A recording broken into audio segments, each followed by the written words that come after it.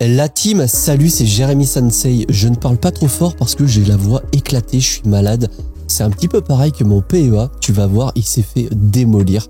On peut dire ça comme ça puisque ce mois-ci a été la plus mauvaise performance mensuelle depuis janvier 2020.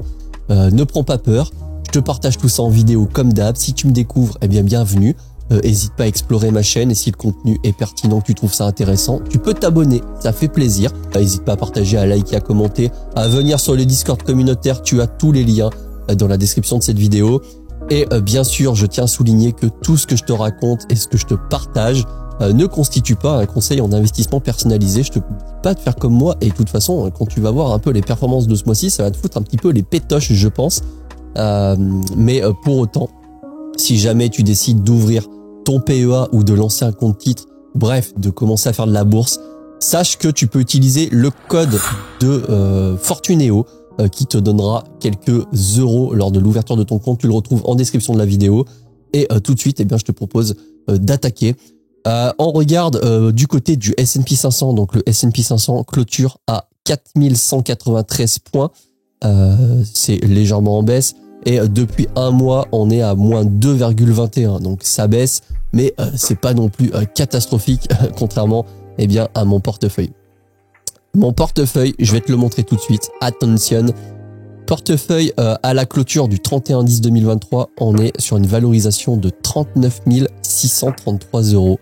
Donc autant te dire que la dernière fois, on a clôturé à quasiment 45 000 euros. Là, j'ai rajouté 1000 euros. Et on a dit, on clôture à 39 633 euros. 633 euros. Ce qui fait, accroche-toi, une baisse de moins 14,13% ce mois-ci. C'est absolument énorme. C'est de toute façon, quand tu regardes le tableau, la plus grosse baisse que j'ai eue. Même pendant le Covid, j'étais sous ETF, donc beaucoup moins exposé. Et en même temps, j'ai envie de te dire, c'est le jeu, ma pauvre Lucette, quand tu fais un portefeuille hybride comme je fais actuellement, à savoir un DCA sur un ETF, couplé à de l'action extrêmement volatile, extrêmement risquée qui est Visiomed, eh bien, tu peux faire des mois à 17% et tu peux également faire des mois à moins 14, moins 15%. Ça fait partie du jeu. Il faut savoir être conscient de ça. Forcément, quand tout monte, c'est génial. Tout le monde est content et quand ça se casse la gueule, parce que c'est exactement ce qui se passe depuis plusieurs mois, comme tu peux le voir. On est globalement passé de 48 000 à 39 000 euros alors qu'on a rajouté 5 000 euros de DCA. Eh bien, ça peut faire peur. Alors moi, je suis relativement serein. Je ne m'inquiète pas. Je continue la stratégie. Là, on était simplement, je crois, dans un phénomène de panique de vente avec tous les stop-loss déclenchés, etc. Donc là-dessus, je me fais pas de soucis. Et tu remarqueras que, eh bien, j'ai rajouté une ligne, chose que je fais très très rarement. Mais là, j'ai trouvé que il y avait peut-être une opportunité sur LVMH, donc Louis Vuitton, puisque si on se rend sur tout simplement LVMH court, eh bien, on peut voir que depuis le début de l'année, on a eu des pics à 900 euros globalement, quasiment même ici. Et globalement, là, on est sur une baisse de 25%. Il y a d'ailleurs Bernard Arnault qui a renforcé ses positions en achetant pour 400 millions d'euros d'actions LVMH. Et j'ai décidé d'acheter 2 actions. Donc ce mois-ci, ce qui s'est passé, c'est que je n'ai pas renforcé mon DCA sur Amundi parce que j'ai pas non plus des liquidités infinies. J'ai décidé tout simplement d'acheter 2 actions LVMH pour un total de 1349 euros. Voilà, donc là actuellement j'ai un portefeuille qui se trouve être à 65% sur l'ETF, 31% sur Visiomed et 3,4% sur LVMH. En parlant de Visiomed, parce que j'ai eu beaucoup de questions et ça peut paraître logique quand on voit ce qui se passe. Depuis un mois, l'action a dévissé de 31,08%. Depuis 6 mois, on avait des plus hauts à 54 centimes et on est à moins 52% de baisse, tout simplement. Là, on est à 26 centimes l'action. À l'instant, je te fais cette vidéo, on est le premier, donc les cours toujours en route. Mais voilà, moi j'ai un PRU à 0,23, donc je suis toujours en positif de 7%, malgré qu'à un moment j'étais à 150%. Mais encore une fois, faut bien être conscient d'une chose. Quand tu décides d'investir sur des small caps, d'autant plus des small caps risqués qui sont en retournement, parce que je le rappelle, Visiomed, ce qui se passe, pour ceux qui ne savent pas, quand on regarde le cours, eh bien, on voit que le cours, il est horrible. C'est-à-dire que globalement, on était à quelque chose comme 40 € pour finir à 20 centimes d'euros. La stratégie derrière tout ça, c'est que on part du principe que la société est en retournement. Voilà, nouvelle équipe de direction, nouveau CIO, etc.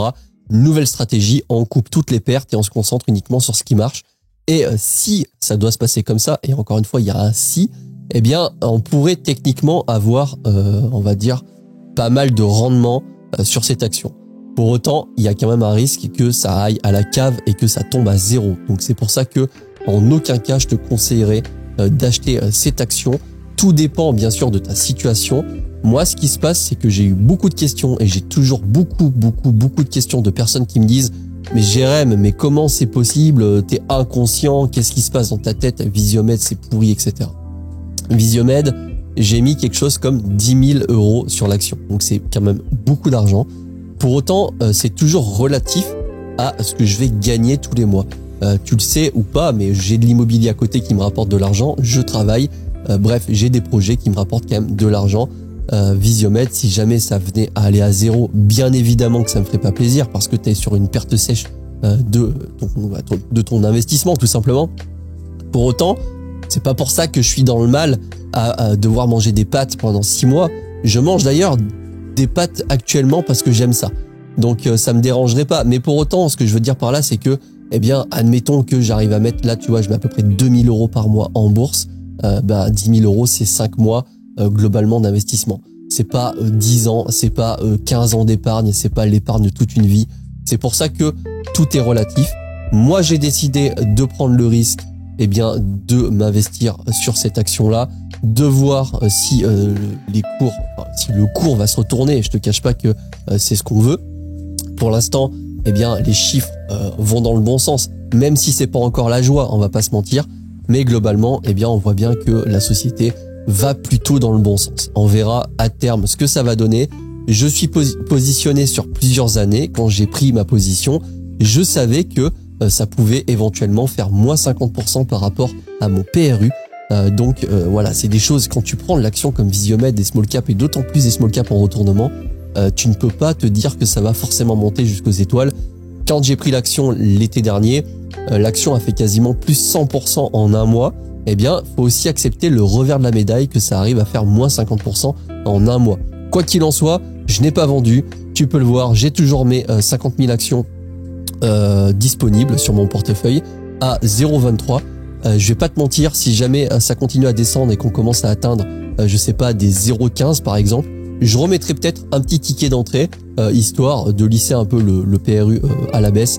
Je sais pas encore la stratégie que je vais suivre, mais voilà. Il faut être conscient et être responsable de ses investissements, et c'est pour ça que je te conseille pas de prendre ces actions-là, parce que si toutes les 5 minutes tu dois venir me voir sur Instagram en me posant des questions en mode Visiomed, il se passe quoi GRM, est-ce qu'il faut vendre, est-ce qu'il faut pas vendre, eh bien j'ai envie de te dire, regarde de ton côté les fondamentaux, analyse l'action, et c'est pas parce que tout le monde vend que c'est forcément une mauvaise action. Il y a peut-être un phénomène de panique et puis ça déclenche des stop-loss, etc. Quoi qu'il en soit, moi je suis toujours en place et je reste pour l'instant en place sur ça.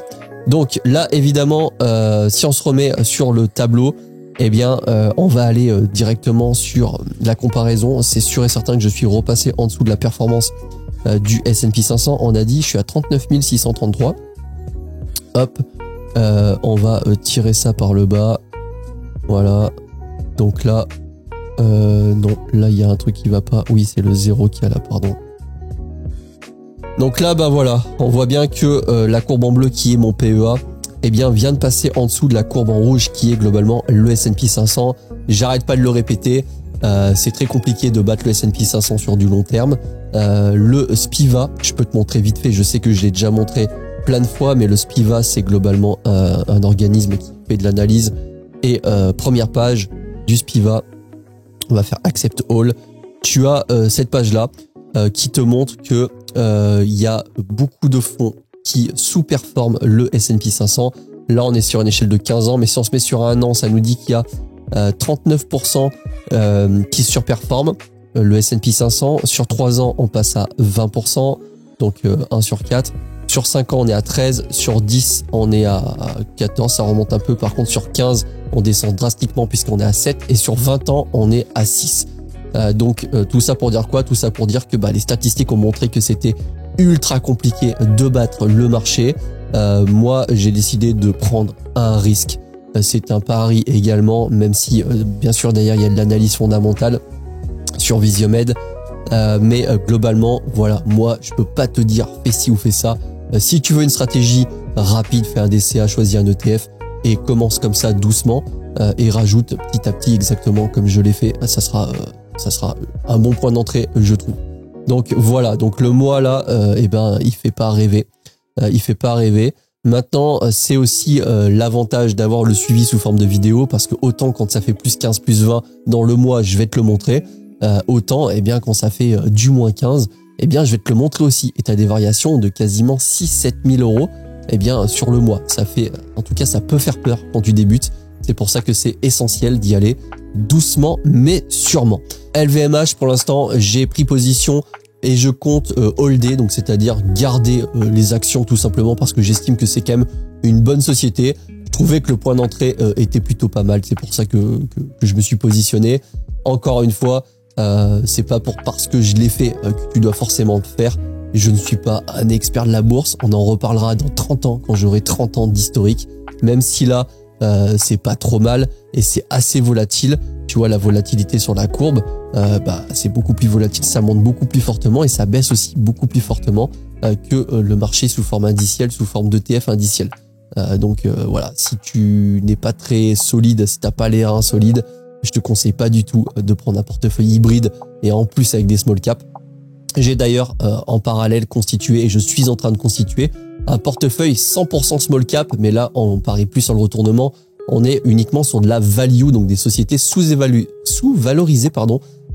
Tu peux retrouver le lien, évidemment les épisodes sur ma chaîne. Et puis encore une fois, si tu décides d'ouvrir un PEA, n'hésite pas à utiliser le code, ça fait ultra plaisir. Et là, j'ai finalisé, elle est bientôt disponible à la vente, une formation sur la bourse qui dure à peu près une dizaine d'heures. Globalement, ça ressemble aux vidéos que je te montre, mais c'est quand même beaucoup plus poussé. T'apprends quand même pas mal de choses. Je rentre dans le détail parce que j'estime que quand tu payes une formation, tu la regardes, contrairement à des vidéos YouTube gratuites où les statistiques me montrent qu'il y a que 20-30% des vidéos qui sont regardées. Il y a beaucoup de gens qui m'ont demandé des formations. J'ai terminé celle sur la bourse. Je suis en train de terminer celle sur l'immobilier. C'est en vente sur mon site dans quelques mois pour la formation bourse et à partir de l'été prochain, je pense, pour la formation immobilière. Donc voilà, si ça t'intéresse, n'hésiteras pas à aller jeter un œil. Encore une fois, les liens sont en description. Et t'as on va dire un préambule, une introduction à tout ça, parce que je t'ai fait une formation rapide d'1h30 disponible juste ici. Donc n'hésiteras pas à aller jeter un coup d'œil si jamais t'as envie de te lancer. Sur ce, je te souhaite une bonne journée. C'était Jérém. Ciao.